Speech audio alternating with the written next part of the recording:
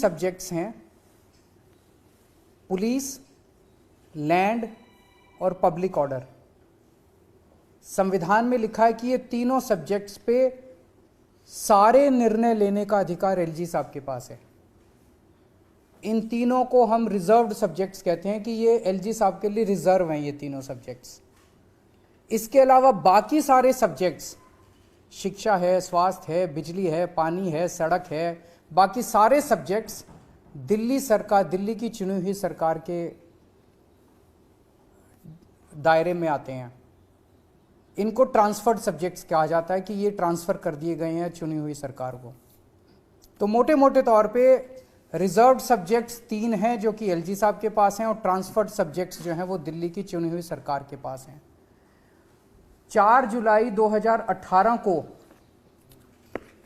Supreme court की constitution bench ने, संविधान पीठ ने एक जजमेंट पास किया था दिल्ली की सरकार को लेके, जिसको मैं आज आपके सामने कोट कर रहा हूं। ये जजमेंट है। इस जजमेंट में साफ साफ लिखा है 2 जगह। एक लिखा है the lieutenant governor has not been entrusted with any independent decision making power. तो ट्रांसफर्ड सब्जेक्ट्स में the lieutenant governor has not been entrusted with any, lieutenant governor को इंडिपेंडेंटली कोई भी निर्णय लेने का अधिकार नहीं है। ये संविधान पीठ में लिखा हुआ है। ये दूसरा एक और पेज, ये 231 पेज पे मैंने दिखाया। एक और पेज आता हूं, यहां पे लिखा हुआ है there is no independent authority vested in lieutenant governor to take decisions. इससे ज्यादा बेचारा सुप्रीम कोर्ट भी क्या करेगा। सुप्रीम कोर्ट ने लिखा है there is no independent authority vested in lieutenant governor to take decisions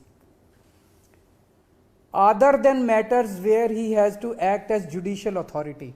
मतलब कहीं जैसे किसी की 2 पार्टियों की सुनवाई करनी हो, कई बार जैसे राशन की दुकान के कैंसिल करने का होता है दोनों पार्टियों के, ऐसे कुछ एक मुद्दे लेके जहां पे एलजी साहब एक न्यायाधीश की तरह एक्ट करते हैं और किसी भी पावर उनके पास इंडिपेंडेंट डिसीजन मेकिंग की पावर नहीं है। ये दोनों में लिखा हुआ है साफ साफ। इससे क्या सा, ये मैंने आपको डिस्ट्रीब्यूट कर दिया, आप लोगों के पास है। इसको जरा सा अच्छे से चला दीजिएगा टीवी पे भी, और उसको कल अखबारों में भी हेडलाइन छाप दीजिएगा that LG has no independent decision making power. ये सुप्रीम कोर्ट बोल रहा है।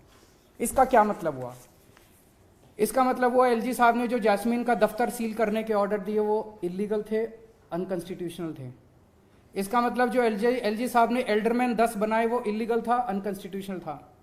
इसका मतलब जो एलजी साहब ने प्रिजाइडिंग ऑफिसर के ऑर्डर पास किए वो इलीगल थे, अनकॉन्स्टिट्यूशनल थे। इसका मतलब जो 164 करोड़ रुपए की रिकवरी के ऑर्डर एलजी साहब ने पास किए वो इलीगल थे, अनकॉन्स्टिट्यूशनल थे। इसका मतलब जो दिल्ली के टीचर्स को फिनलैंड जाने से रोका जा रहा है उसके ऑर्डर्स जो है वो इलीगल है, अनकॉन्स्टिट्यूशनल है। इसका मतलब दिल्ली के अंदर जो योगा क्लासेस बंद की गई वो इलीगल था और अनकॉन्स्टिट्यूशनल था। मैंने ये ऑर्डर अभी एलजी साहब को दिखाए। मैंने कहा सर ये देखो 2 पेज, ये 2 लाइन पढ़ लो आप। अब मेरे को बताओ, जब सुप्रीम कोर्ट साफ साफ कह रहा है कि आपको कोई आदेश इंडिपेंडेंटली पास करने की वो नहीं है, आज़ादी नहीं है, तो आप कैसे पास कर रहे हो? तो एलजी साहब कहते हैं ये सुप्रीम कोर्ट की राय हो सकती है। तो मैंने कहा क्या मतलब? कहते हैं संविधान में लिखा है कि मैं एडमिनिस्ट्रेटर हूं। एडमिनिस्ट्रेटर कुछ भी कर सकता है, किसी भी विषय पे कर सकता है। मैंने कहा सर इसका क्या मतलब हुआ? कहते हैं कि अगर मुझे लगेगा कि सरकार कुछ गलत काम कहीं कर रही है तो मैं किसी को भी कोई भी आदेश दे सकता हूं।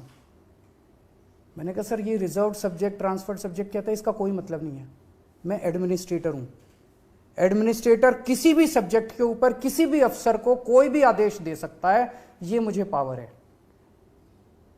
तो मैंने कहा सर कल को मान लीजिए प्रेसिडेंट ऑफ इंडिया कहती है कि मैं मोदी जी के काम से खुश नहीं हूं और वो गलत काम कर रहे हैं, तो वो आदेश दे सकती है? कहते नहीं, वो अलग है। दिल्ली के केस में मैं एडमिनिस्ट्रेटर हूं और मैं सुप्रीम हूं।